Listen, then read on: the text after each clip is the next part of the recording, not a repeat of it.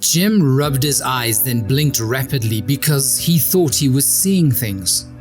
The space in front of Sally began to ripple, and then suddenly the remaining glass in the window shattered and exploded outward, straight into the creatures' faces.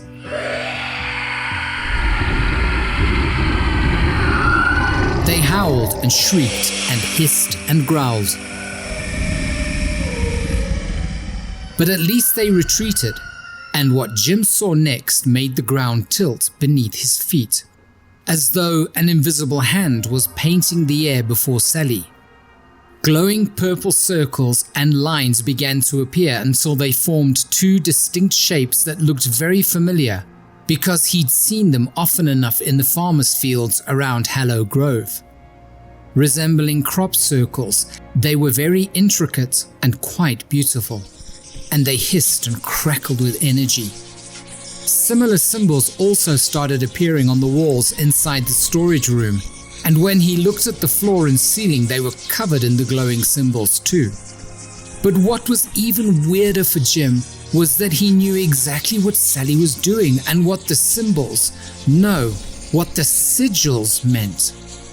She had cast a powerful protection spell, and without going to look, he knew the entire building was all aglow with them. Sally was calling on an old magic to protect him, Ben, and the others, and Jim felt a powerful urge to help her. But he had no clue how to do that.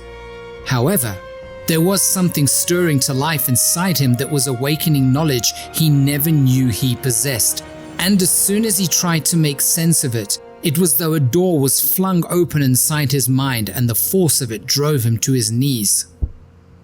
"Oh God, what's happening?" "Jim, are you okay?" Ben asked.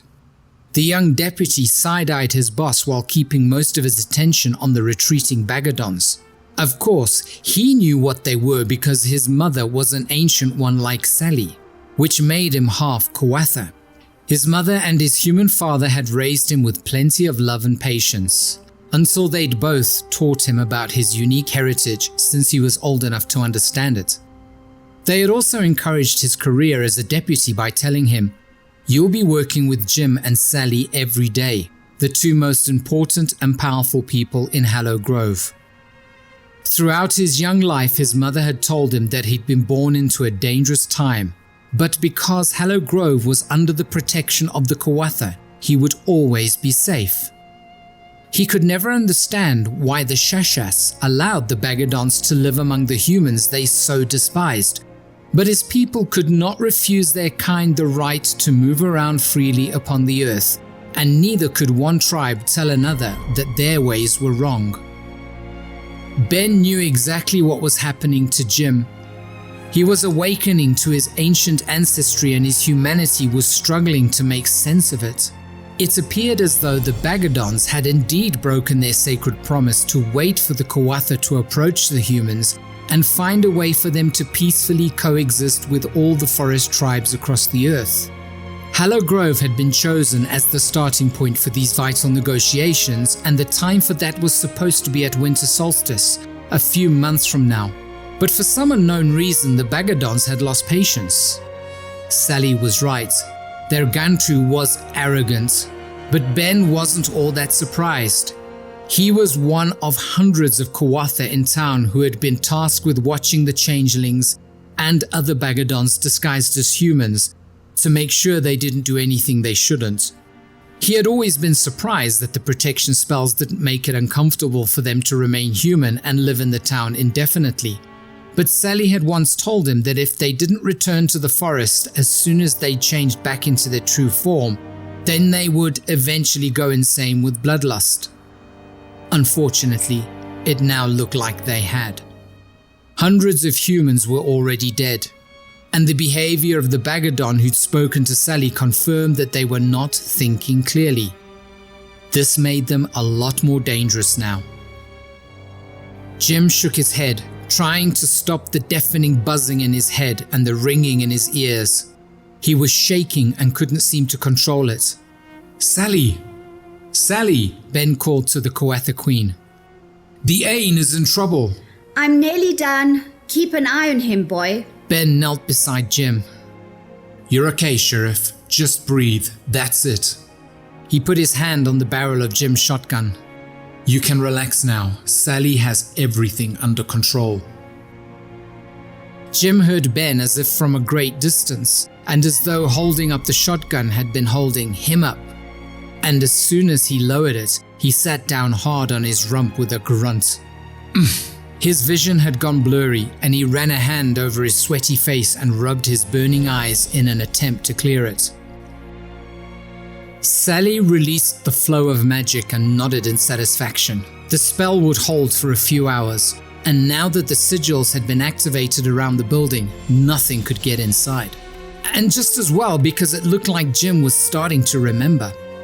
She went to hunker down in front of him and held his head between her hands. Jim, look at me. He raised his heavy head and she saw that his eyes were shifting side to side, indicative of a major psychological event taking place. He needed her help to complete the shift and thereby return him to full wakefulness. Like everything else that had happened today, this shouldn't have happened now. It was too fast, and she'd hoped he was strong enough to handle the shift all at once. Jim, I'm going to help you, okay? Despite the weird and highly uncomfortable sensations assailing his body, Jim could at least understand her.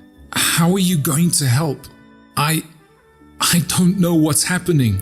You're remembering, my old friend, and I'm going to make it easier for you. I don't know what you mean. But if it stops me feeling like this, then go for it. Sally smiled and closed her eyes to concentrate.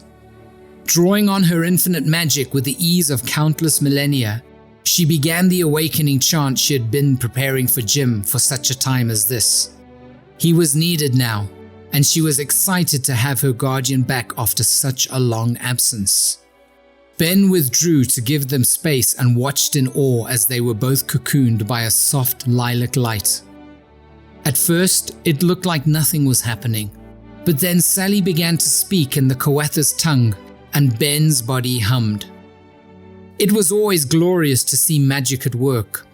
As a young child, his mother had shown him a few party tricks, as she'd called them, to encourage his Kawatha half to dominate his human half. She'd begun teaching him a more powerful magic so that if there ever was a battle, he would be ready to face it with confidence. The open doorway inside of Jim's mind began to glow bright purple, and when his panic reached a point where he wanted to flee, Shelly shouted, Hold, Jim! Don't break the connection! We're almost there! He gritted his teeth and his chest started heaving, and when the discomfort became too much, he threw back his head and screamed. Sally held on with all her formidable will and only completed the chant and released him when she felt the Ain emerge fully. They both fell back, panting loudly. Then, forcing herself to move, she got up to check on Jim. She put her hand on his heaving chest and wove a calming spell and released it into him. Peace, Ain. All is well. His breathing and heart rate slowed, and she breathed a sigh of relief. The chant had worked, but now she had to make sure his mind was intact. It took what felt like an eternity to come back to himself, and he opened his eyes to see Sally and Ben looking down at him with matching worried expressions. His mind had gone very still, and although his body was vibrating with energy, he felt extremely light and unburdened. He stood up with help from Ben and then turned to stare at Sally. She was as tall as him, something he'd never noticed before, and a great inner power and authority radiated off her. Even stranger was that none of what had just happened felt unfamiliar to him. That was interesting, he said, trying to decide if he was shocked, confused, or just completely at ease. Sally looked deep into his stark blue eyes and nodded. I see that you have returned to us, Ian. Do you still have confusion?